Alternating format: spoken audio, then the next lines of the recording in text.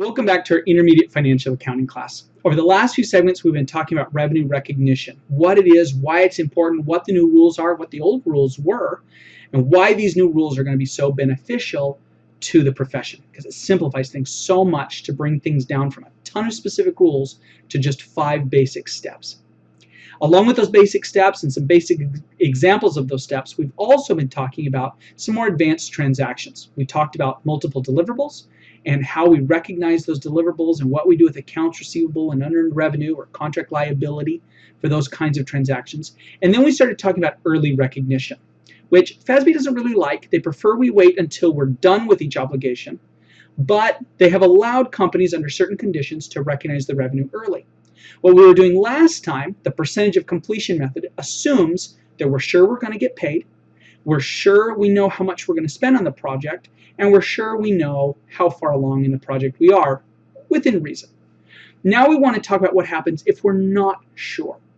Either we're not sure how much we're going to get paid, or we're not sure how far along we are in the process, which brings us to this cost recovery method. In this method, we are sure we're going to get paid, and we're sure it's going to at least cover our costs, but we're not sure how far along we are in the project at any given time, and we're not sure we're going to make any more than just covering our costs. So it's one of those two things that bumps us from percentage of completion to this cost recovery method. I'm not sure I'm going to make any profit, or I don't know how far along I am in the project. When we have one of those two problems, here's our steps. We recognize the cost of the contract in a contract asset account, just like we did before. We recognize any payments that we've received, goes into contract liability or reduces accounts receivable, just like before. But then each year we recognize construction costs and construction revenue equal to the cost we put into construction asset back in step 1. Then at the end of the project, then we recognize any remaining revenue and close out the contract liability account. So a much simpler process than the percentage of completion, because I don't have to estimate percentages or amounts or anything. I just, whatever that number is from step 1, I put into step 3 and make that my construction costs and my construction revenue.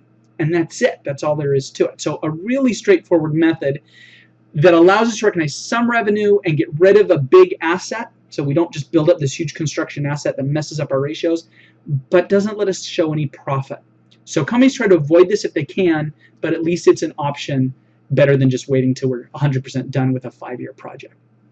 So let's assume that we have the same scenarios before, but this time we're not sure how far along we are at any given time. We know we're going to get paid and it'll probably give us a profit, but we can't come up with good estimates on future costs. Other than that, same exact scenario.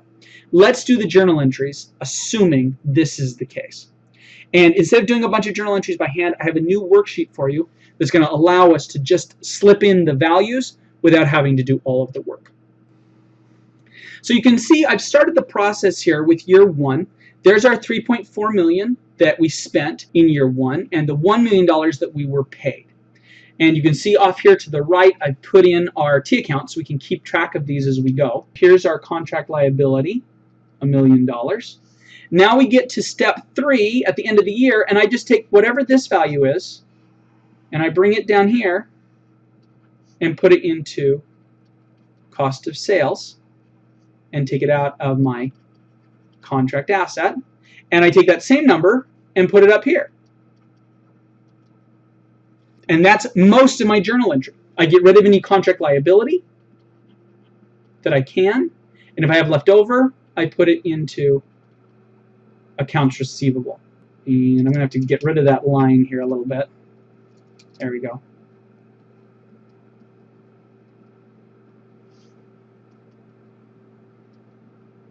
So once again, I end up with nothing in my contract liability and $2.4 million in my accounts receivable. As we move into year 2, again, I did step 1 for us. There's the $15.5 million that I spent. There's the cash that we received, but now I have to have my numbers from accounts receivable. So I get rid of the $2.4 million that we just recorded as beginning balance, and then I put the balance into contract liability. So $12,350,000. Once again, I bring this number down, 15.5,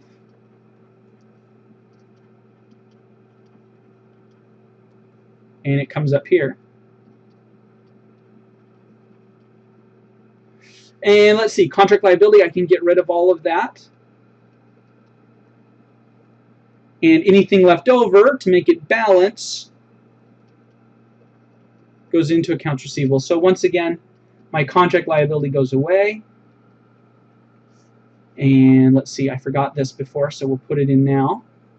That's this credit. And then I have a debit of $3,150.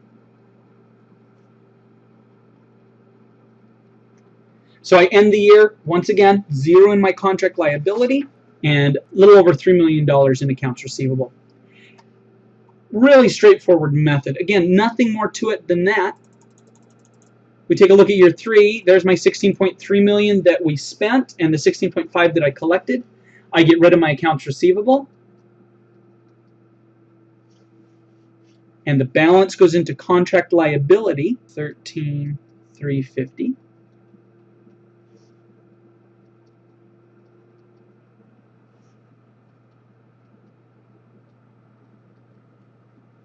Now I come down here, and once again, this number becomes the basic number for just about everything.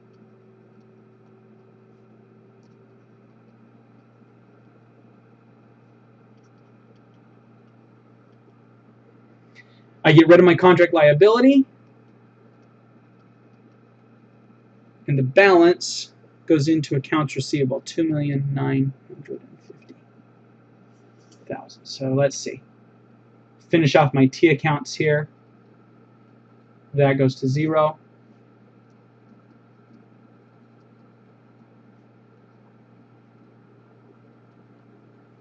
And that's year 3.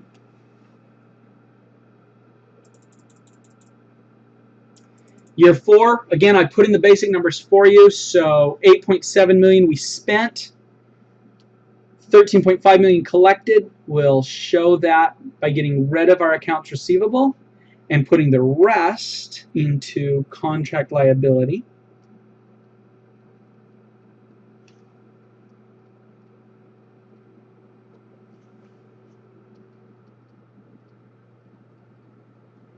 And once again, this number comes down here, $8.7 million.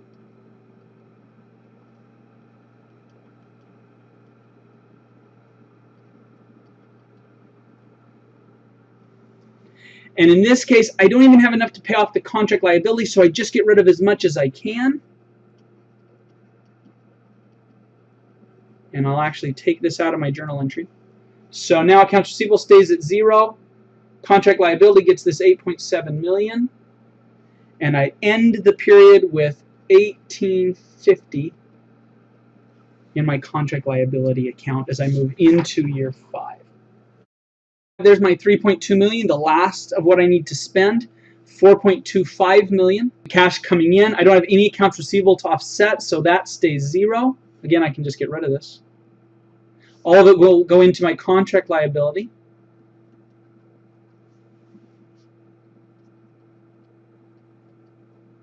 Again, my cost of goods sold will be the $3.2 million.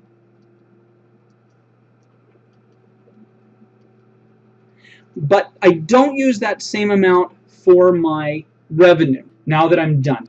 Now what I want to use for my revenue is the amount that I haven't recognized yet. I take the $50 million. That was my total. In year 1, I recognized $3.4 million in revenue. This is year 1. This is my total. In year 2, I recognized 15.5. In year 3, I recognized 16.3. And in year 4, which we just did, I recognized 8.7 million. Now, if I've recognized too much, I show a loss. If, like in this case, I haven't recognized enough, then I recognize the extra here. I call this step 3, but this is actually step 3 and step 4, because I'm going to recognize everything else that I haven't recognized in the past. So instead of just the 3.2 million, I'm going to recognize everything. 50 minus 3.4 minus 15.5 minus 16.3 minus 8.7, 6.1 million in my last year. All the revenue I haven't recognized yet. I also need to get rid of my contract liability. So we'll add this up: 18.5, 42.5, 61. Oh, look at that. It matches up. And in a scenario like this one, where the client has paid me everything by the time I'm done with the project, this 5th year, those two will match up and will balance out and be done. If the client hasn't paid me everything that they owe me, then I'll get rid of my contract liability and I'll still have some accounts receivable that I need to recognize until they pay the last that they owe me. You know, we went through that pretty fast because it's really a straightforward method. Again, whatever the costs are, you're just going to recognize that same cost as cost of goods sold, get rid of the contract asset, and make it revenue until the very last year. And in the last year, you recognize whatever is left over as your remaining revenue. And that's the number that we're going to show in that final journal entry. The only thing that might have a balance is accounts receivable if your client hasn't paid you everything that they owe you. So again, really straightforward method. Hopefully it made sense. You can take another look back if you need to and see those entries, but really it's just step by step, just getting rid of our costs each period and recognizing that much revenue to show 0 as our profit. Now, when we come back in our last segment about revenue recognition, we have one last method to look at. Again, really straightforward. We just need to make sure we're comfortable with the journal entries on this last possibility. We'll see you then. Thanks.